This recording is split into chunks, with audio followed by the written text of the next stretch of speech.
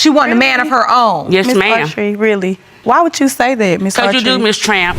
Is a monster-in-law and is denying your daughter only because she doesn't like you. You say the defendant is taking advantage of your son by pinning a baby on him, that her 2-year-old daughter, Skylah, is not your grandchild. You need help and hope to get some once the results are revealed. Well, she entrapped my son by marrying him, by giving him things like money. Entrapped him, but she's giving him money. She's doing this for what? To what end? What does she want She from want a man of her own. Okay, Where I'm from, they call me Queen DNA. So until I get a DNA test to prove that's my grandbaby. Were you buying him cars and all these things, giving him money and all of this? He did the same for me in return. Okay, so This courtroom story unfolds under the authority of Judge Lauren Lake, where emotions, accusations, and long-standing resentment collide with science. What begins as a dispute over family boundaries quickly transforms into a powerful lesson about responsibility, denial, and the concept of justice in jurisprudence. At the center of the case is a 2-year-old child whose identity has become a battleground between adults, each claiming to stand on moral ground, yet each revealing deeper personal motives as the hearing progresses. The case is initiated by a mother-in-law who firmly believes that her son is being taken advantage of. She enters the court convinced that a DNA test will expose what she calls manipulation and deceit. From her perspective, the child in question cannot be her grandchild, and she arrives armed with personal observations, assumptions, and what she considers proof. This reflects a recurring theme often discussed in DNA test people, regret-taking narratives, where individuals demand scientific answers, but are unprepared for the emotional fallout. Opposite her stands the child's mother, who claims she has been judged, insulted, and isolated not because of evidence, but because of personal dislike. She argues that the rejection of her child is rooted in hostility rather than facts. As Judge Lauren Lake listens, it becomes clear that this is not just a paternity dispute. It is about acceptance, dignity, and the fragile relationship between law and justice. As testimony unfolds, the courtroom becomes an evidence stage in divorce case, like environment, where past relationships, timelines, and moral choices are dissected. The husband's absence during key moments in the pregnancy is scrutinized, along with the mother's admission that she once said things out of anger to hurt him. That confession shifts the atmosphere. It introduces the legal idea of adverse inference in Evidence Act terms, how words spoken in anger can later undermine credibility. Judge Lake carefully separates emotional noise from legal relevance. She questions motives, clarifies timelines, and repeatedly reminds everyone that the child, not pride, not resentment, is the central concern.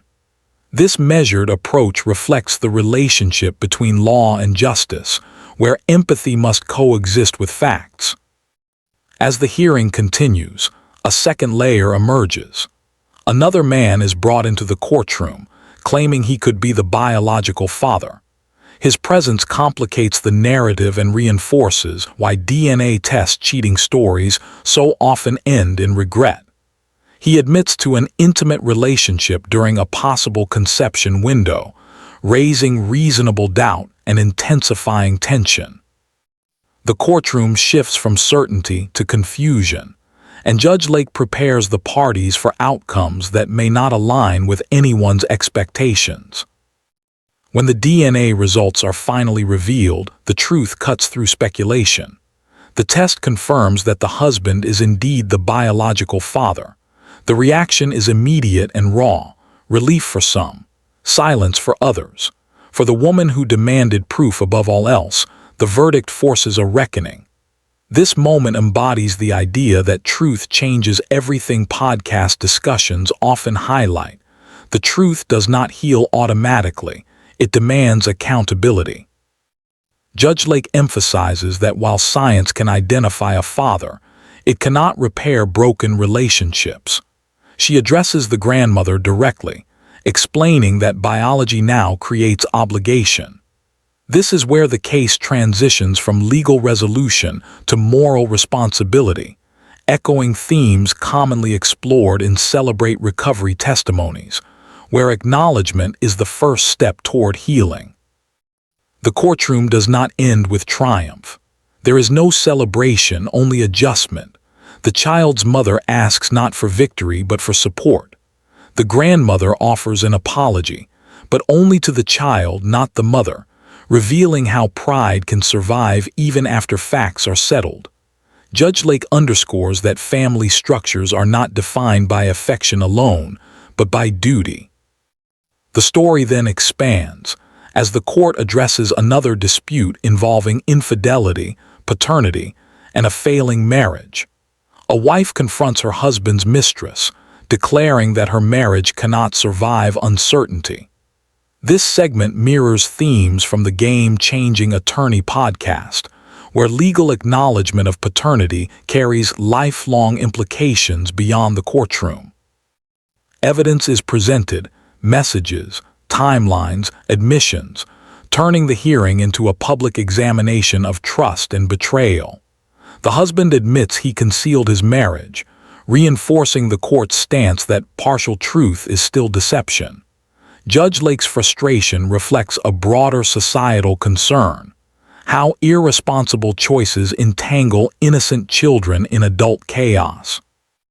When the DNA results in this case reveal that the husband is not the biological father, the outcome brings relief but not closure. The child is left without clarity about her future support, highlighting why Supreme Court child support principles emphasize certainty in parental responsibility. Judge Lake reminds everyone that winning a case does not equal winning stability. Across these cases, adoption stories' full episodes themes quietly resonate. The court repeatedly stresses that children deserve identity, support, and truth, whether through biology or lawful acknowledgement. The law can determine paternity, but justice asks what adults will do with that knowledge. By the end, Judge Lauren Lake delivers not just verdicts, but warnings. She points out that seeking DNA tests as weapons often backfires, aligning with countless stories where people regret taking those tests. The court becomes a mirror, reflecting not only genetic truth but character. This first part of the story establishes a powerful foundation, a courtroom where science speaks clearly, but humans struggle to listen. It is a reminder that justice is not merely about results. It is about responsibility, accountability, and the courage to accept truth when it arrives. As the courtroom proceedings continue, Judge Lauren Lake makes it clear that the law does not operate on emotions alone. While personal beliefs, suspicions, and resentment may explain behavior, they cannot override verified facts. This distinction becomes central as multiple parties confront the consequences of choices they once tried to justify. The court transitions from establishing biological truth to examining accountability, revealing how the concept of justice in jurisprudence demands more than winning an argument. It requires accepting responsibility. The tension deepens when discussions turn toward financial and emotional support. Questions arise about child care, bonding, and whether acknowledgement of paternity automatically leads to meaningful involvement. Judge Lake highlights that DNA results are not symbolic victories. They are legal anchors that bind adults to long-term obligations. This moment reflects why so many narratives about DNA test people regret taking exist, because the result ends debate but begins duty. The grandmother, now legally confirmed as such, faces a moral crossroads. Her previous certainty dissolves, replaced by a guarded acceptance. Judge Lake addresses her carefully, pointing out that rejecting a child before proof causes lasting harm that no DNA result can undo. The court underscores that adverse inference in Evidence Act principles apply not only to documents, but to behavior. Years of rejection can imply motives beyond doubt. The mother of the child speaks about isolation and exhaustion, describing how denial of paternity affected daily life. Her testimony shifts the courtroom's tone. What once appeared as a family dispute now resembles the emotional aftermath often discussed in Celebrate Recovery testimonies, where acknowledgement is only the first step toward healing. Judge Lake reinforces that the child's well-being must outweigh pride, grudges, or personal dislike. As the case concludes, the court pivots to another matter that expands the theme of truth and consequence. A wife confronts her husband's alleged infidelity, asserting that certainty is the only path forward. She makes it clear that without truth, the marriage cannot survive. This echoes countless Truth Changes Everything podcast discussions, where clarity becomes both liberating and devastating. The mistress enters the courtroom confident, insisting that the child is unquestionably the husband's.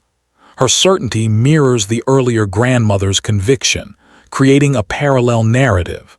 Judge Lake methodically examines timelines, living arrangements, and admissions, turning the courtroom into a structured evidence stage in divorce case environment. Each statement is weighed not by volume, but by consistency. When the husband finally testifies, his reluctance to choose sides becomes a defining moment. Judge Lake openly criticizes this indecision, explaining that avoidance is itself a choice, one that often harms children the most. This observation aligns with themes explored in the Game-Changing Attorney podcast, where legal responsibility cannot be escaped through silence. Evidence reveals contradictions, overlapping relationships, financial entanglements, and half-truths presented as innocence. Judge Lake explains that withholding information undermines trust in both personal relationships and the legal process. Her commentary reinforces the fragile relationship between law and justice, where fairness depends on honesty from all parties involved. The DNA results in this case deliver a shocking reversal. The husband is not the biological father. The courtroom reacts, but Judge Lake remains focused. She reminds everyone that while the test resolves paternity, it does not erase emotional damage or confusion created by uncertainty. This is where DNA test cheating stories reveal their deeper cost, not just betrayal, but instability for children caught in adult conflict. The wife, though vindicated biologically, states that the marriage is still over. Judge Lake acknowledges her decision, emphasizing that truth does not always restore what was broken. The mistress is left facing single parenthood, and the court stresses that identifying the biological father remains critical for the child's future, echoing broader Supreme Court child support principles. Another case follows, involving a man with multiple children and a disputed paternity claim. This segment reinforces a recurring courtroom pattern: confidence without proof, denial followed by shock. Judge Lake questions the plaintiff's credibility, drawing attention to past behavior and inconsistent statements. The hearing once again demonstrates how legal systems rely on evidence rather than assumptions.